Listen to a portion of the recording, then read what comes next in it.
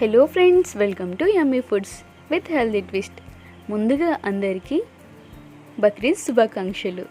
ఈరోజు మనం చేసుకోబోతున్నాం దహీ చికెన్. ఈ చికెన్ ఎంత సాఫ్ట్గా జ్యూసీగా ఉంటుంది అంటే తింటున్న కొద్దీ తినాలనిపిస్తుంది. ఇంత టేస్టీగా ఉంటే మన కిచెన్లో మీతో షేర్ చేసుకోకుండా ఎలా ఉంటాయని చెప్పండి. అందుకే ఈరోజు మనం చేసుకోబోతున్నాం దహీ చికెన్. ఇంట్రెస్టింగ్గా ఉంది కదా, ఇంకెందుకు ఆలస్యం, పదండి వెళ్ళిపోదాం రెసిపీలోకి.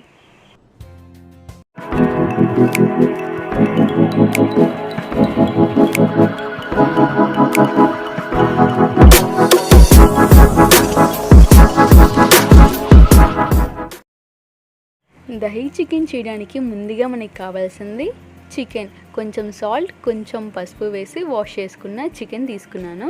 ఇందులో మన టేస్ట్కి సరిపడా సాల్ట్, అలాగే కొంచెం అంత పసుపు, అలాగే చిల్లీ పౌడర్ కూడా వేసుకుందాం. ఒకవేళ మీరు కొంచెం తక్కువగానే వేసుకోండి, తర్వాత టేస్ట్ చేసుకొని మళ్ళీ వేసుకోవచ్చు. అలాగే కొంచెం అల్లం వెల్లుల్లి పేస్ట్ ఇక్కడ కొద్దిగా వేసుకుందాము, తర్వాత మనం ఫ్రై చేసినప్పుడు ఇంకొంచెం వేసుకుందాం. ఇప్పుడు ఇవన్నీ వేసేసుకున్నాక చికెన్ బాగా పట్టేలాగా కలుపుకోవాలి. హ్యాండ్తో కలిపితే ఇంకా బాగా కూడా కలుస్తుంది. ఇలా అయితే ఇంకొంచెం సేపు ఎక్కువ కలిసి మొత్తం చికెన్ పట్టేలా కలుపుకోవాలి. సో బాగా కలిపేసుకున్నాం కదా, ఇప్పుడు పెరుగు వేసుకుందాం. ఒకవేళ కేజీ చికెన్ తీసుకుంటే హాఫ్ కేజీ పెరుగు వేసుకోవాలి. కానీ హాఫ్ కేజీ వేసుకున్నాం కాబట్టి ఒక 200 to 250 grams పెరుగు అయితే సరిపోతుంది. మనకి పెరుగు అనేది మరీ ఎక్కువైనా బాగోదు కాబట్టి మన చికెన్ని డామినేట్ చేయకుండా పెరుగు కూడా కావాల్సినంత వేసుకొని దీన్ని కూడా బాగా పట్టేలాగా కలుపుకుందాం.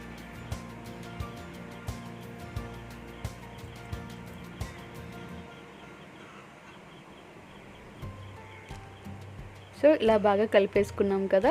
ఇలా మొత్తం అంతా పట్టేసిన తర్వాత ఇప్పుడు ఇందులో ఒక టేబుల్ స్పూన్ ఆయిల్ వేసుకొని బాగా కలిపేసుకొని ఫ్రీజర్లో ఒక 1/2 hour to 1 hour సేపు ఉంచేద్దాం. మామూలుగా కొంచెం టైం ఉంచాలనుకుంటే నార్మల్ ఫ్రీజర్లో కానీ, లేకపోతే బయట పెట్టినా సరిపోతుంది. ఎక్కువసేపు స్టోర్ చేసుకుంటే మాత్రం డీప్ ఫ్రీజర్లో పెట్టుకోండి, లేదంటే ఫ్రీజర్లో అయినా ఓకే.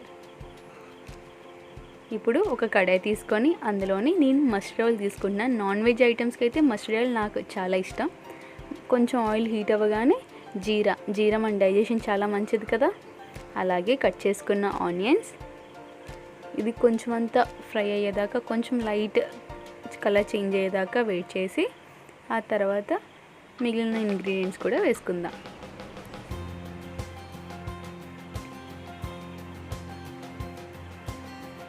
సో ఆనియన్స్ అనేది ఫ్రై అయిపోయింది కదా, ఇప్పుడు ఇందులో గ్రీన్ చిల్లీస్ వేసుకుందాం. గ్రీన్ చిల్లీస్ అనేది మీ ఇష్టం. మనం కారం కనుక ఒకవేళ ఎక్కువ వేసుకుంటే గ్రీన్ చిల్లీస్ అనేది వేసుకోవద్దు. సో గ్రీన్ చిల్లీస్ కూడా ఫ్రై అయిపోయింది కదా, కొంచెం అంతా అల్లం వెల్లుల్లి పేస్ట్ కూడా వేసుకుందాం. జస్ట్ కొద్దిగా వేసుకున్నా సరిపోతుంది, ఎందుకంటే మనం ఆల్రెడీ మిక్సర్లో వేసాం కదా. ఇంకొంచెం ఫ్లేవర్ స్ట్రాంగ్గా బాగా రావడానికి ఇక్కడ మళ్ళీ కొద్దిగా అంతా వేసుకున్నాం.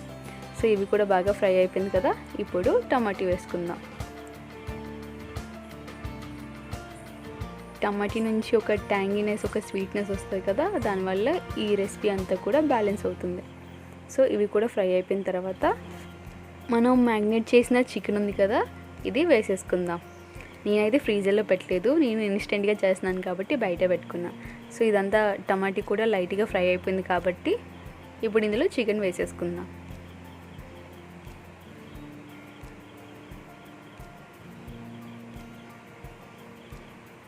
సో చికెన్ కూడా వేసేసుకున్నాం కదా, దీన్ని బాగా కలుపుకుందాం.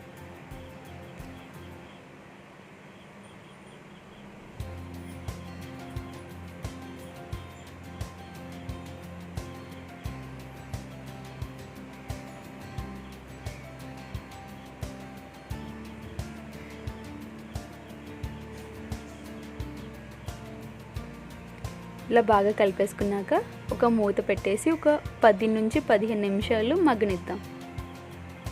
ఈ 10-15 నిమిషాల్లో దాన్ని ఏం చేయకుండా అలా వదిలేసేయండి. ఇప్పుడు తీస్తే చూసారా, ఆ పెరుగు నుంచి చికెన్ నుంచి మనకి జ్యూస్ అనేది రిలీజ్ అయింది. సో అలాగ కలుపుకుంటూ ఫ్రై చేసుకుంటూ ఇలా అయిపోయింది కన్సిస్టెన్సీ అనేది.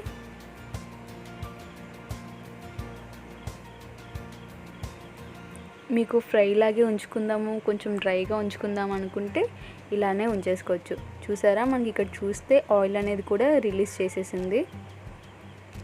సో ఈ స్టేజ్లోనే మీరు ఆపేసుకొని హ్యాపీగా ఎంజాయ్ చేయొచ్చు. నేనైతే ఇక్కడ రోటీతో తింటున్నాను కాబట్టి నాకు కొంచెం గ్రేవీ కావాలి, అందుకనేసి ఆల్రెడీ హీట్ చేసిన వాటర్ వేసుకున్నా. అప్పుడు మన రెసిపీ ఇంకా క్విక్గా అయిపోతుంది కదా. సో మనకి ఎంత గ్రేవీ కావాలో చూసుకొని దానికి తగ్గట్టు వాటర్ కూడా వేసి ఒక 5 నుంచి 10 నిమిషాల్లో మళ్ళీ ఇంకొంచెంసేపు బాయిల్ చేస్తే సరిపోతుంది.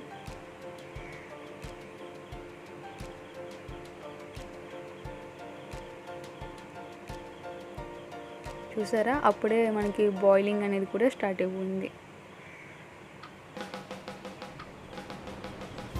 సో దీన్ని ఒక 5 నిమిషాలు మళ్ళీ కప్ పెట్టేద్దాం.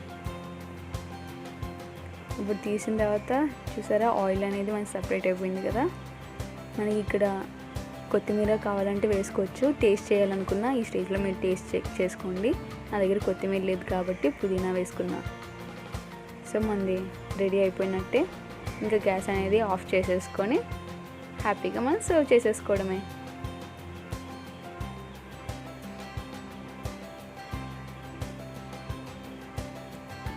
పుదీనాకు మించింది గార్నిషింగ్ ఇంకేముంటుంది చెప్పండి. అందుకే పుదీనాతో గార్నిష్ చేసుకోండి, హ్యాపీగా ఎంజాయ్ చేయండి. ఇది రోటీతో కానీ, పుల్కాతో కానీ, బిర్యానీతో కానీ, రైస్తో కానీ దేనితో అయినా సరే సూపర్గా ఉంటుంది. ఇలా గ్రేవీలా కాకుండా కొంచెం ఫ్రైగానే పెట్టుకున్నారంటే నార్మల్ స్నాక్గా కూడా చాలా బాగుంటుంది. మీరు కూడా తప్పకుండా ట్రై చేసి ఎలా వచ్చిందో కమెంట్స్లో చెప్పడం అస్సలు మర్చిపోవద్దు. ఈ వీడియో కనుక నచ్చినట్లయితే like, share and subscribe to yummy foods with healthy twist.